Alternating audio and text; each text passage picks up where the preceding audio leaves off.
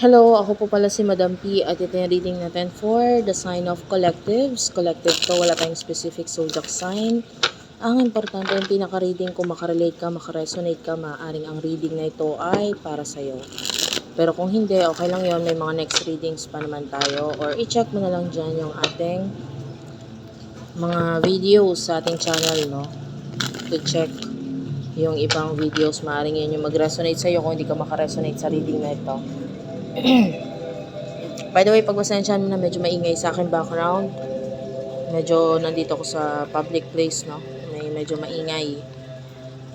By the way, eto magiging transparent tayo kasi marami po akong scammer. Maraming poser na nagpapakilalang ako pero hindi ako yon. Ito yung kanilang ginagamit na GCash. Tapos marami silang account na ginagamit. Facebook, TikTok, ayan.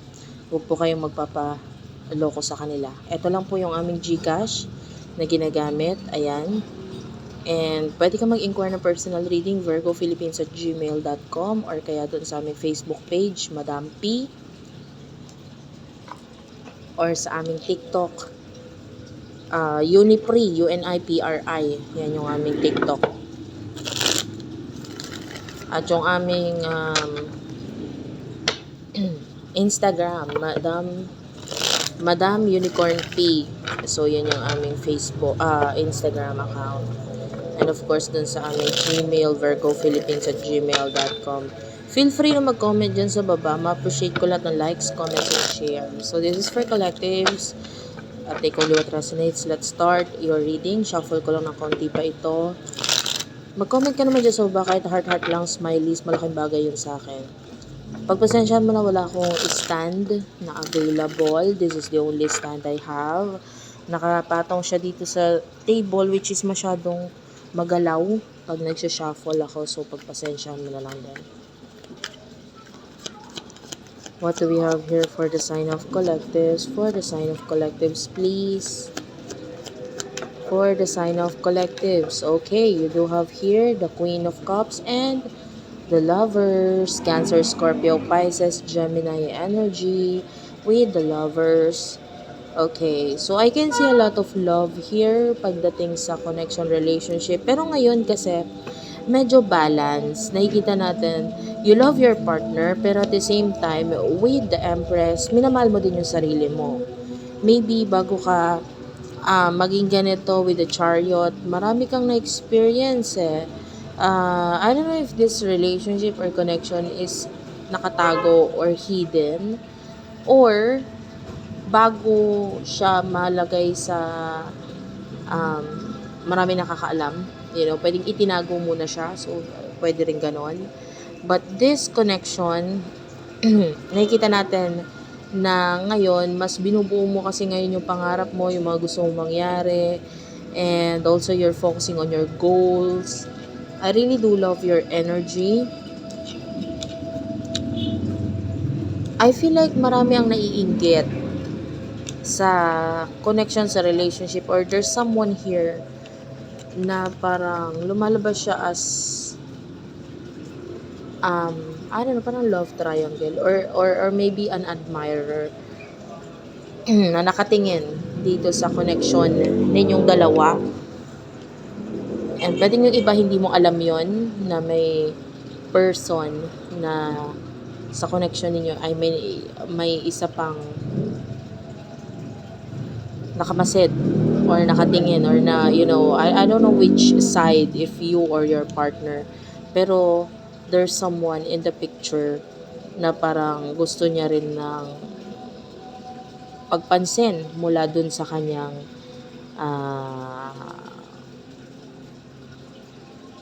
napupusuan, no? Malalaman natin yan mamaya. The person that you're dealing with, sino to? The moon. Oh, this is the hidden energy, ha? Ito yung nakasikreto or siya yung nagtatago ng pwedeng emotions or feelings dito sa connection. And I feel like this is a person with the Six of Wands energy. Okay, if you are already in a relationship na kasal, sabihin na natin ganun, or may pagsasama, Etong person na to, pwedeng aware siya, fully aware siya. Pwede nga naging part pa siya noon, nung pinaka-relationship ninyong dalawa. I don't know kung siya ba ay naging ninong, ninang ng mga anak ninyo, if you do have children, or naging part siya para magkaroon ng pagbubuo nung pinaka-relationship ninyo. Maybe this is a friend. The star, okay. So, nakikita natin yung pagkagusto talaga mula dito sa taong to. A lot of passion. At saka, this person, minamanifest ka niya. Yan, nakukuha natin yan sa side mo. Minamanifest ka nitong person na to. This could be a person with a Knight of Wands energy. Could be a traveler or someone who travels a lot. Or pwedeng nasa malayo. Pwedeng ganon. But anyway, okay lang kahit hindi. But, etong person na to talagang watching siya from kahit malayo siya So, pwedeng it could be social media. Nakamasid, nakatingin. Tell me more about the emotions here for the sign of collectives, please. Collectives.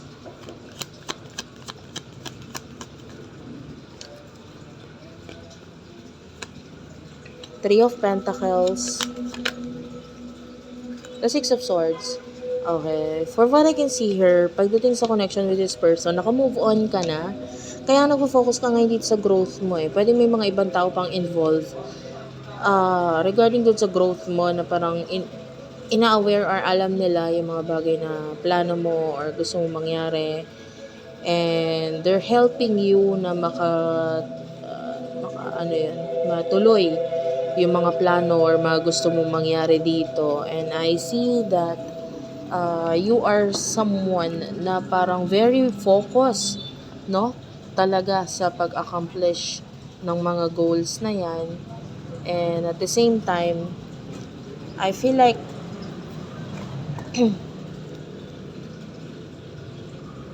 at peace yung mind mo ngayon when it comes to your life, no? Kumbaga, kung may mga problems, parang alam mo na agad na kaya mo to. Hindi ka susuko or basta-basta na lang magpapa-apekto sa kung ano yung sinasabi ng ibang tao. Basta ang nakukuha ko sa'yo, you are very determined and focused doon sa mga goals mo ngayon. Tell me about the emotions of this person towards you. Okay. So, meron siyang soulmate or twin flame connection. The Wheel of Fortune is here. The Page of Wands. Malaki ang pinagbago niya ngayon when it comes to communication. Okay? Kahit hindi sa'yo, I feel like pagdating sa mga taong nakaka-connect niya, maybe through social media or through chat, hindi na siya katulad ng dati. Okay? You over the sun. I feel like pagdating sa emotions, masaya naman siya para sa'yo. So, even if you're already in a connection with someone, kung ano man yung mga nangyayari sa buhay mo, very positive itong person na to mag-isip doon. Okay? So, hindi naman may feeling siya sa'yo and you're already in a connection with someone, ay masama loob niya or what. So, nakikita natin kung ano nangyayari sa buhay mo, especially nga updated kasi itong taong to. I can see na may update siya sa'yo, especially sa social media. And you do have the Wheel of Fortune, the High Priestess energy. This is a major arcana. So, yung spiritual connection ninyo nitong person na to, nafe-feel niya yun. And, I'm feeling like with the Wheel of Fortune, itong person na to, nandun yung excitement sa kanya.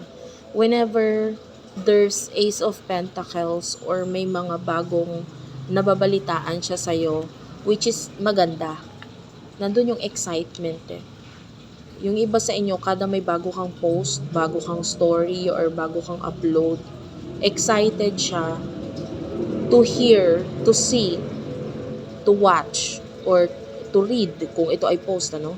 Etong mga bagay nito. So, nandun yung excitement lagi dito sa taong to. Kasi parang yun na lang yung way para maka-update siya sa'yo or malaman na you're okay, you're happy, or etc. Diba? Parang kapag may mga nangyayari sa yung bago, masaya siya doon at saka ano,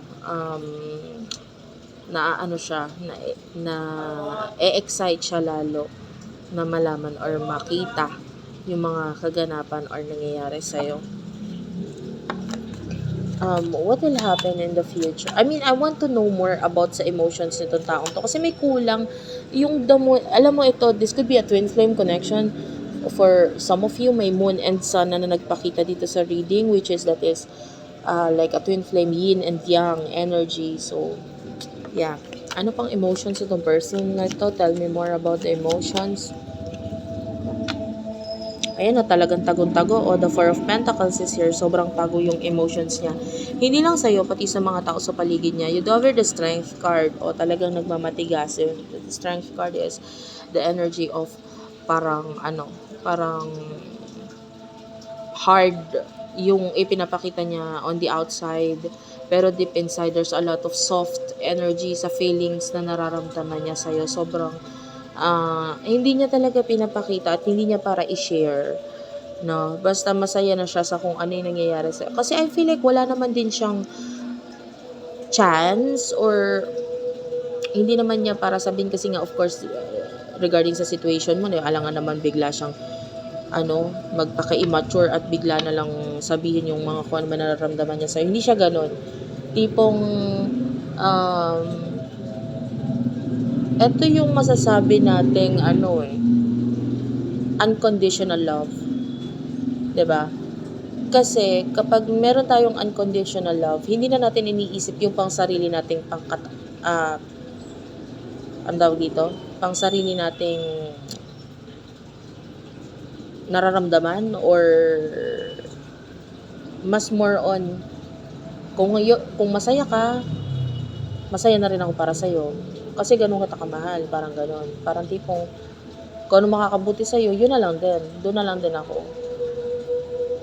Yun yung energy ng person na to. Willing siyang magpaka-mature at intindihin yung pinaka-situation ninyo. Dahil alam niya naman diba? Pero hindi ibig sabihin nun, hindi kanya mahal or what. It's just that, kailangan lang talaga niyang itago yung feelings niya kasi yun yung makakabuti para sa lahat. Okay? So, what will happen in the future for the both of you? The King of Cups is here. The King and Queen is also nandito sa side mo, which is, I like the energy, by the way. You do have the Queen of Pentacles. Marami kang maa-achieve sa buhay mo. Marami kang maa-accomplish. You continue on doing etong mga bagay na tingin mong makakapagpa-reach palalo ng goals mo. You're gaining a lot of respect from a lot of people. At saka, I'm seeing that you're very mature, no? And very spiritual person. Nakaka-gain ka dito ng stability, acknowledgement, and you have a lot of things to offer. Napakaganda nitong energy mo dito in the future. So, sabi ko nga, ituloy mo lang kung ano yung mga bagay na ginagawa mo. And you do have here the Eight of Pentacles, Taurus, Virgo, Capricorn energy. This is with regards to your person. More on financial energy to na nakikita natin na pinag-focus ng person mo. Parang focus siya sa pag-reach ng kanyang goals, na siya ay maging stable, etc.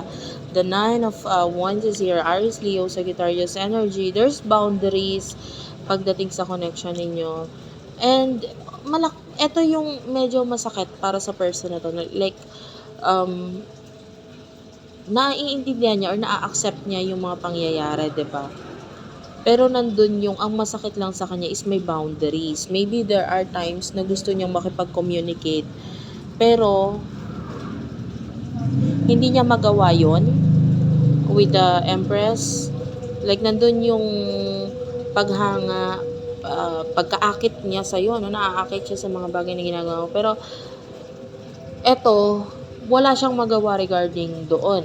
Like, I don't know, maybe as simple as pag-comment or pag-like ng video or pictures or whatever you post online, hindi niya magawa. So, pwedeng dun sa part na yon, kumbaga may hangganan kasi din yung pwede niyang ipakita. Like, gusto mahin man niyang magpakita ng support, hindi niya magawa. So, doon lang siya sa part na yon na nalulungkot. I feel like itong person na to with the full, nandun yung gusto niyang mag-take ng risk, and if ever magkakaroon ng pagkakataon, magte-take talaga siya ng risk. Okay? For example,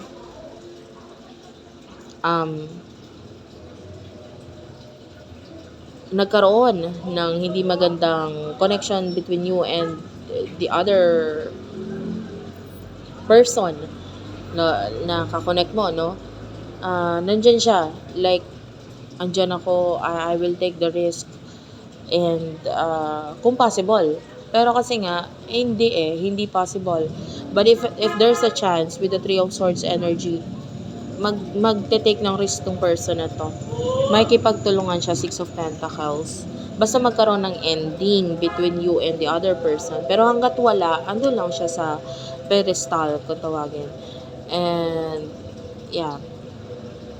So, that's it for now. Thank you for watching. By the way, again, mag-ingat kayo. Scammer ko to. Jedeline po ba? Ito, nakakarami na to. Nagre-report sa aming page yung mga nai-scam nila to confirm kung ako ba daw yun, etc. Kaya lang nakapagpadala na sila. So, marami nang nai-scam. Ito, Jedeline po ba? Christopher Onde, yan yung mga names ng aking scammer or poser na GCash yung ginagamit nila. And of course, ano tawag dito, pwede ito madagdagan. Ito lang yung pinapakita ko sa ngayon kasi ito yung alam namin na ano na talaga, ang tawag dito, nakapang-scam na talaga. Ito yung sure, pero maaaring gumamit sila ng ibang number or ibang name. So, maging vigilant na lang po kayo. Basta ito lang po ang aming GCash number, 0966677796. Ito yung aking pinaka-name doon sa GCash, virgophilippines@gmail.com. Diyan kayo pwede mag-inquire ng personal reading. Ito rin yung gamit namin doon sa aming restaurant. I do have a restaurant in Naga Road, Las Piñas. So, ito rin yung ginagamit naming number. Ayan. So, yeah. Hawak ito ng aming staff. So, thank you for watching, guys. I love you all. Please do like and subscribe. If you want to donate, feel free to do so para mas ano pa natin, no? Ma-enhance pa itong ating reading. Maraming salamat po sa inyo. Ingat po kayo palagi. And I will end the video here. Maraming salamat and bye-bye.